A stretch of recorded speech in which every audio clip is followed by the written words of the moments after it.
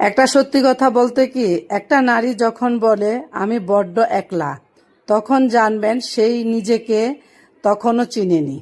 কিন্তু যখন সে বলে যে আমি একাই অনেক ভালো আছি, তখন জেনে নেবেন সে জগতের সবাইকে চিনে গেছে এবং নিজেকে সবথেকে বেশি ভালো রাখতে পারবে সে নিজেই।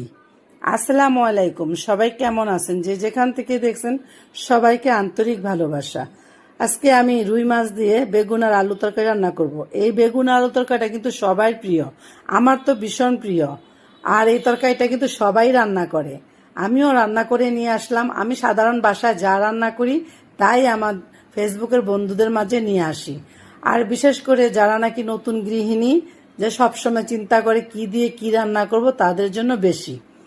এই যে আমি প্রথমে মাছগুলো ধুয়ে নিয়েছি, ধুয়ে লেবু দিয়ে ধুয়ে আমি ভালো মতন পানিটা ঝরে মশলাটা দিয়ে আমি 10 থেকে 15 মিনিটের মতন মশলাটা মেখে রেখেছিলাম।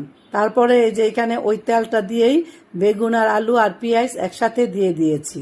এখন আমি রসুন আদা বাটাও এখানেই দিয়ে দিব।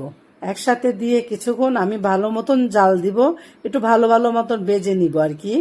আর আলুটা যদি ভালো মতন আলাদা করে বেজে নেওয়া যায় তাহলে বেশি ভালো হয়, কারণ সিদ্ধটা নিয়ে চিন্তা করতে হয় না। মোটামুটি আমার কিন্তু ভাজা হয়ে গেছে।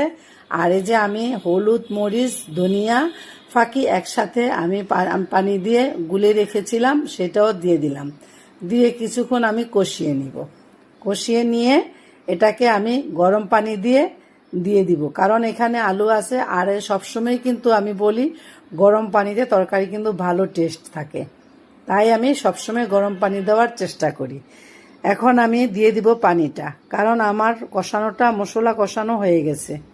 বেগুনটা কিন্তু যে কোনো তরকারি দিয়েই রান্না করেন না কেন, যে কোনো মাছ দিয়েই রান্না করেন না কেন, সেটাই আমার মনে হয় ভালো লাগে। আমার খুব বেগুন প্রিয়। আমি বেগুন তরকারিটা সবসময় ভর্তা, মাছ দিয়ে, যে কোনো কিছু দিয়ে আমি বেগুনটা পছন্দ করি বেশি। তাই আমার মাঝে মধ্যে বেগুন না খেলে ভালো লাগে না, আর শরীর চুলকায়, তাও কিন্তু আমি খাই। দিয়ে দিলাম আমি মাছ ভাজাগুলো।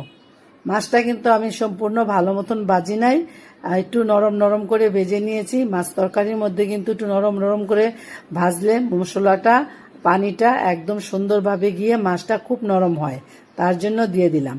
এই যে গরম পানির দেওয়াতে কিন্তু তাড়াতাড়ি বলক এসেছে, আর পানিটাও কিন্তু ভালো মতন আঠালো হয়ে গেছে। এখন আমার রান্নাটা প্রায় শেষ হয়ে গেছে। ধনিয়া পাতা না দিলে তো নাই হয়, তাই দিয়ে দিলাম ধনিয়া পাতাটা, দিয়ে দিয়েছি কয়েকটা